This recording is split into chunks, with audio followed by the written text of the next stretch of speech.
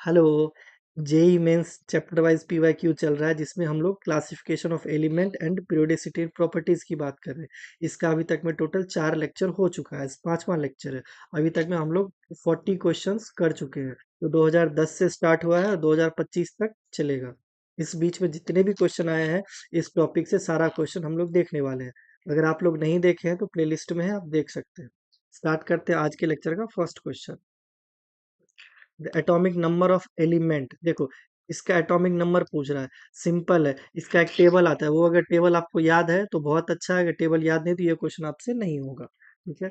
देखो, उसमें बात करें तो इसको बोलते हैं 1, और नील को बोलते हैं 0, और ENN इसको बोलते हैं 9।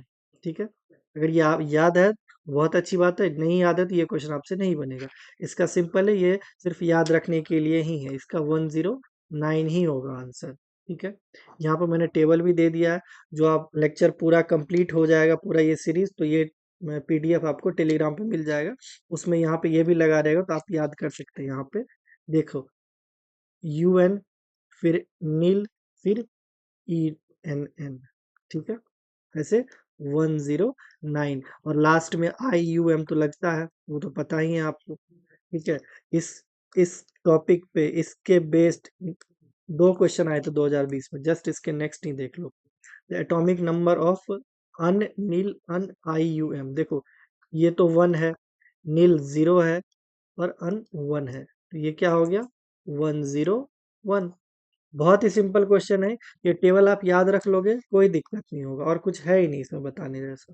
ठीक है। Next question. Within each pair of electron, fluorine, chlorine, sulfur, selenium, lithium, sodium, respectively, the element that release more energy upon the electron gain। मतलब इलेक्ट्रॉन गेन इंथैल्पी का ऑर्डर पूछ रहा है। इलेक्ट्रॉन गेन इंथैल्पी का जो normal trend है वो क्या था? ऐसे डाउन द ग्रुप जाने पे, down the group electron gain enthalpy decrease करता है, ये तो पता ही है। ठीक है। अब देखो, लिथियम सोडियम, तो लिथियम का ज्यादा हो जाएगा सोडियम से। इस दोनों में सल्फर का ज्यादा हो जाएगा, क्योंकि down the group electron gain enthalpy decrease करती है। इसका ज्यादा होगा, इसका कम है। अगर इसकी बात करोगे, फ्लोरीन का ज्यादा होगा क्लोरीन से। अगर ये सोचोगे तो माइनस में मार्क्स लेके आओगे, क्योंकि डिट्टो आपको यहाँ पे दे दिया गया, आपको लगा हाँ मुझे तो मिल गया आंसर, चलो निकलो अब, हो गया। लेकिन डायरेक्ट आप निगेटिव मार्क्स लेके आओगे। क्यों?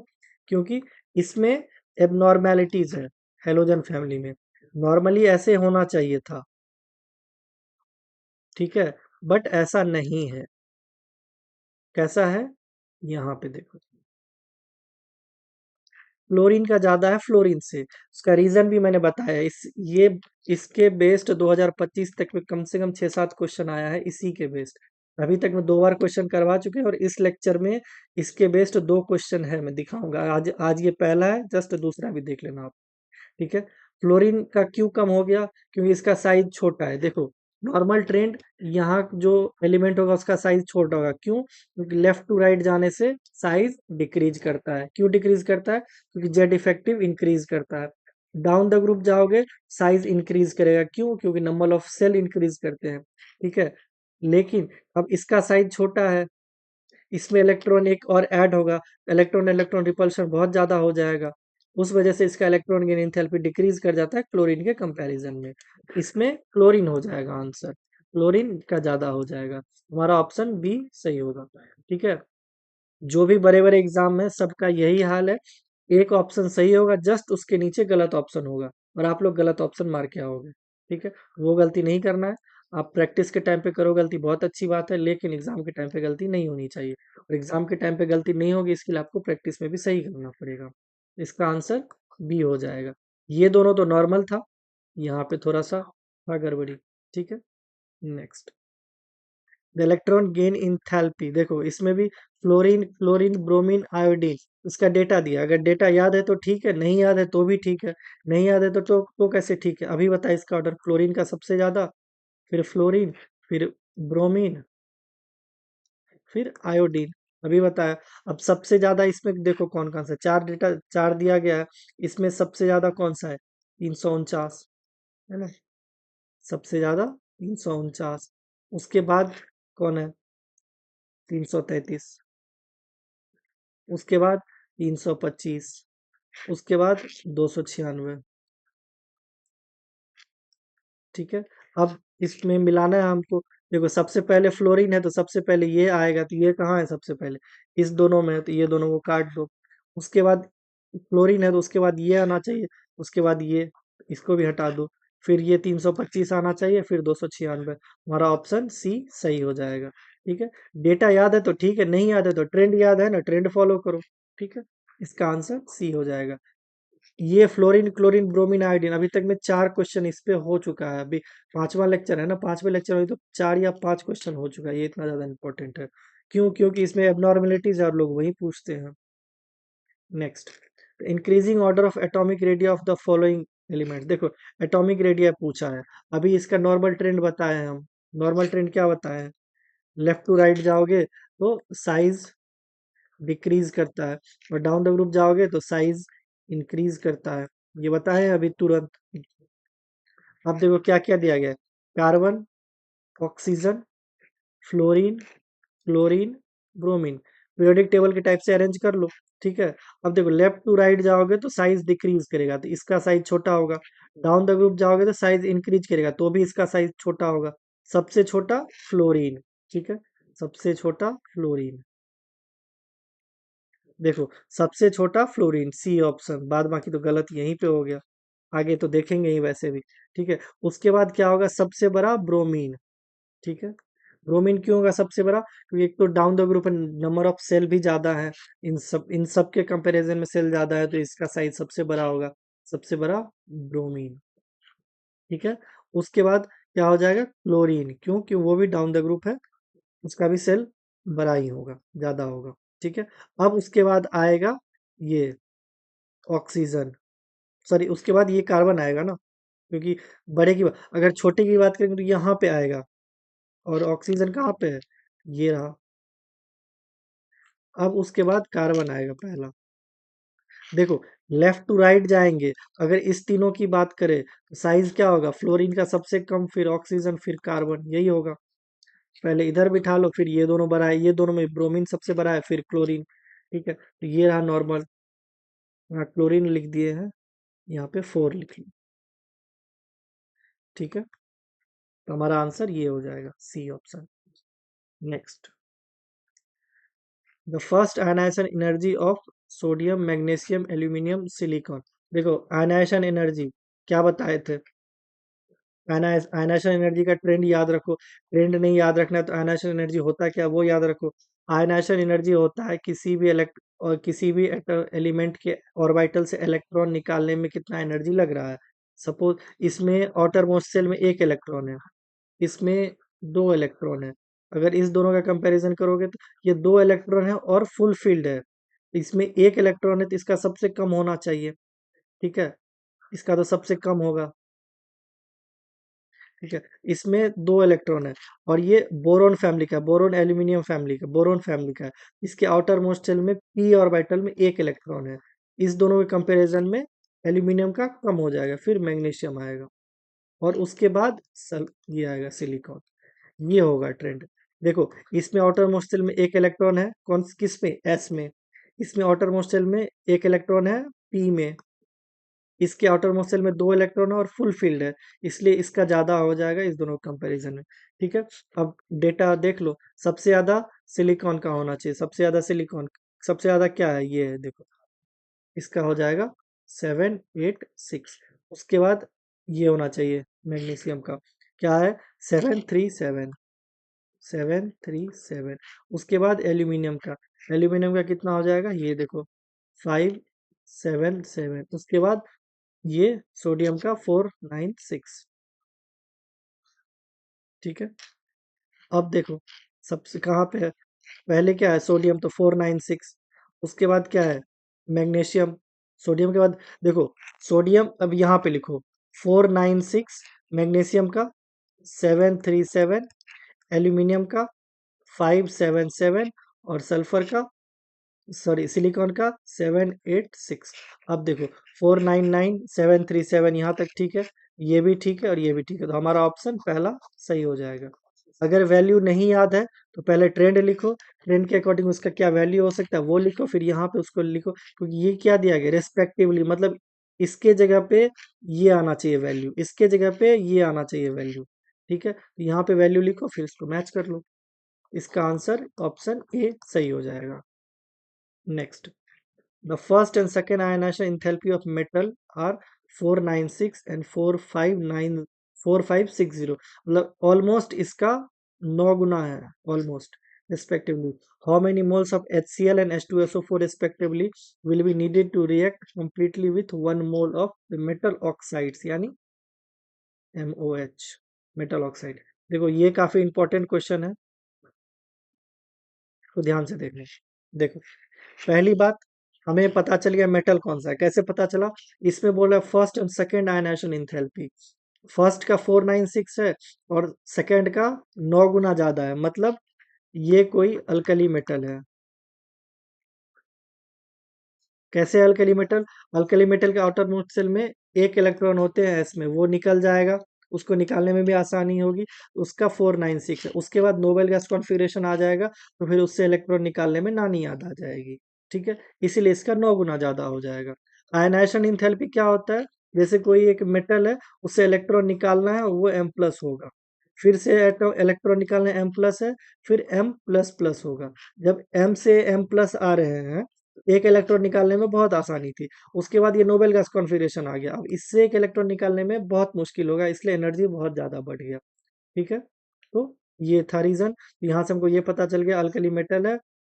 ठीक है, अब देखो इसमें क्या बोला गया है, मेटल ऑक्साइड का रिएक्शन करवा रहे हैं HCl से, ये क्या बन जाएगा? MCl plus H2O। दूसरी बार करवाएंगे किससे? H2SO4 से। ठीक है, अब देखो यहाँ पे दो लगेगा इसका, क्योंकि हमको बैलेंस करना है, एक तो H2O आ जाएगा। ठीक है, अब देखो यहाँ पे इसका 1 मोल लग रहा है, इसका भी 1 मोल लग रहा है, इसका अगर 1 मोल लगाएंगे तो यहाँ पे हाफ मोल लगेगा, सिंपल। और यहाँ पे क्या पूछ रहा है? We need to react completely with 1 mole of, इसको भी 1 मोल लेंगे, इसको भी 1 मोल लेंगे, इसको 1 मोल लेना होगा, इसको हाफ मोल लेना होगा। ठीक है, कैसे लेना होगा? देखो, यहाँ पे एक हाइड्रोजन है, ठीक है, यहाँ पे दो हाइड्रोजन है, तुम वहां से भी देख सकते हो। दूसरी बात, अगर एक काम करते हैं, यहाँ पे हटा देते हैं, ठीक है, सिंपल। अब इसको अगर हम लिखेंगे तो क्या आएगा? M2SO4, यही आएगा। अब इसको बैलेंस करने के लिए यहाँ पे 2M डालना पड़ेगा। अब देखो, अब बैलेंस हुआ रिएक्शन। ठीक है, देखो अब बैलेंस हो गया रिएक्शन। अब उसके बाद देखना, अगर ये 1 मोल लिए हैं तो ये हाफ लेना पड़ेगा, या नहीं तो ऐसे देखो, ये 1 मोल था, ये तो समझ में आ गया होगा सबको, इसमें तो कुछ डाउट ही नहीं था, 1 मोल चाहिए। दूसरा देखो, इसमें ये 2 मोल लिए हैं तो यहाँ पे 1 मोल लग रहा है, क्योंकि ये 2 मोल MaOH है, तो ये 1 मोल H2SO4 है। ठीक है, तो ये 1 मोल लेंगे तो ये हाफ हो जाएगा, सिंपल, नॉर्मल सी गणित है। ठीक है, तो यहाँ पे 1/2 आ जाएगा। अब इसमें क्या पूछ रहा है, कितना मोल चाहिए? 1 1 गलत, 2 0.5 गलत, ये 1 2 गलत, ये 1 0.5। यहाँ पे अगर दूसरा ऑप्शन ये भी रहे, 2 and 1, तो सही हो जाएगा। क्यों सही हो जाएगा? क्योंकि यहाँ पे 1 है, यहाँ पे हाफ है, तो यहाँ पे 2 और यहाँ पे 1, तो क्या दिक्कत है? कोई दिक्कत नहीं है। ठीक है, लेकिन इसमें हमारा ऑप्शन डी सही हो जाएगा। ये थोड़ा सा मोल कॉन्सेप्ट का है और कुछ नहीं है। Next, acidic basic and amphoteric oxide respectively. देखो, एसिडिक ऑक्साइड किसको बोलते हैं? नॉन मेटल के ऑक्साइड को एसिडिक ऑक्साइड बोलते हैं। बेसिक ऑक्साइड, मेटल के ऑक्साइड को बेसिक ऑक्साइड बोलते हैं। ठीक है, और एम्फोटेरिक जिसमें एसिडिक और बेसिटिक, बेसिक दोनों कैरेक्टर हो। देखो Al2O3 सबको पता है, यही होता है एम्फोटेरिक ऑक्साइड। ठीक है, ये इस वाले ऑप्शन को तो काट ही दो। उसके बाद देखो, एसिडिक मतलब नॉन मेटल, ये तो मेटल है, इसको भी हटाओ, ये भी मेटल है, इसको भी हटाओ। अब ये दोनों ऑप्शन बच गया, एक तो यहाँ से कट चुका था, तो हमारा ऑप्शन बी सही हो जाएगा। मतलब एसिडिक ऑक्साइड क्या हो जाएगा? N2O3। अब बेसिक ऑक्साइड अभी बताए हैं, मेटल का ऑक्साइड होता है। ये हो जाएगा Li2O, ठीक है। और एम्फोटेरिक, एम्फोटेरिक ये Al2O3। ये P2O10 पर P4O10 तो ऐसे ही कंफ्यूज करेंगे, ये तो कुछ है ही नहीं, ठीक है। तो हमारा ये ऑप्शन, ये आंसर है, और हमारा ऑप्शन सी सही हो जाएगा, ठीक है। Next, boron has a smaller first ionization energy than beryllium, consider the following statement. देखो बिल्कुल सही बात है, ये फुलफिल इलेक्ट्रॉन इसके लास्ट सेल में 2s2 होता है और इसमें लास्ट में 2p1 आता है, ठीक है। इसलिए इसका आयनेशन एनर्जी कम होता है और इसका ज्यादा होता है, ठीक है। अब देखो, it is easier to remove 2p electron than 2s electron, बिल्कुल सही बात है, यहाँ से इलेक्ट्रॉन निकालना बहुत आसान होगा, ठीक है। इसलिए तो पहला स्टेटमेंट सही है। अगर इस क्वेश्चन को डायरेक्ट करना है तो वो भी हम बता देते हैं इसके बाद। देखो, 2p electron of boron is more shielded from the nucleus by the inner core of electron than 2s electron of b। देखो ये भी सही बात है, क्योंकि अगर पेनिट्रेशन पावर की बात करोगे, s ऑर्बिटल का ज्यादा होता है p से, पेनिट्रेशन पावर की बात करोगे। 2s electron has more penetration power than 2p electron, ये भी सही बात है। अगर इस दोनों स्टेटमेंट को एक साथ पढ़ोगे तो भी सही है, अलग अलग पढ़ोगे तो भी सही है। 1 2 3 अभी तक में सही हो गया। फोर्थ देखो, atomic radius of boron is more than beryllium, पहले बेरिलियम आता है फिर बोरोन आता है, ठीक है। और लेफ्ट से राइट जाओगे तो साइज डिक्रीज करेगा, तो एटॉमिक रेडियस भी डिक्रीज करेगा। इसका साइज कैसे बढ़ाओगे, इसका साइज तो छोटा हो गया ना, यहाँ पे लिख दिया बोरोन को, ये गलत हो गया। हमारा ऑप्शन 1 2 3 सही हो जाएगा, 1 2 3 हमारा सी ऑप्शन सही हो जाएगा, ठीक है। देखो इस क्वेश्चन को डायरेक्ट करने का तरीका बताते हैं, सबसे इजी उतना हमको, अगर किसी को पेनिट्रेशन पावर नहीं भी पता है तो भी चलेगा, आयनस एनर्जी नहीं भी पता है तो भी चलेगा। इतना तो पता है ना, लेफ्ट से राइट जाते तो साइज डिक्रीज करता है, तो लेफ्ट से राइट जाएंगे तो साइज डिक्रीज करेगा, तो बोरोन का साइज छोटा होना चाहिए बेरिलियम से, होना चाहिए कि नहीं। ऐसे में तो ये फोर्थ ऑप्शन गलत हो जाएगा। और यहाँ पे क्या पूछ रहा है, कंसिडर द फॉलोइंग स्टेटमेंट, उसके बाद करेक्ट आंसर पूछ रहा है, करेक्ट स्टेटमेंट। तो 4 गलत है, इसमें भी 4 है, इसमें भी 4 है, इसमें भी 4 है, तो डायरेक्ट हमारा एक ही तो ऑप्शन बच गया, सी। ऑप्शन एलिमिनेशन से भी ये हो जाएगा, इसका आंसर सी, ठीक है। Next, identify the element for which electronic configuration in +3 oxidation state, ये +3 ऑक्सीडेशन स्टेट, आर्गन 385, ठीक है। चलो ऑक्सीडेशन स्टेट भूल जाओ, इसको जीरो कर दो, तो यहाँ पे D8 कॉन्फ़िगरेशन आ जाएगा, ठीक है। पहली बात, 3D लिखा गया है, तो यानी थर्ड पीरियड का होगा, इसको तो हटा दो, ये थर्ड पीरियड का है ही नहीं, थर्ड पीरियड का ये बचा, ठीक है। अब ये D8 कॉन्फ़िगरेशन, इसमें हम S को भी इंक्लूड कर लेते हैं, ठीक है। अगर S को अलग करना है तो इसको लिख सकते हैं डी, सॉरी, 3D6 4s2, ऐसे लिख सकते हैं, ठीक है। तो 3D6 4s2 किसका होता है, आयरन का होता है। Scandium, titanium, vanadium, chromium, manganese, iron, 1 2 3 4 5 6, ये D6 + 4s2, ये ऐसे हो गया, सिंपल।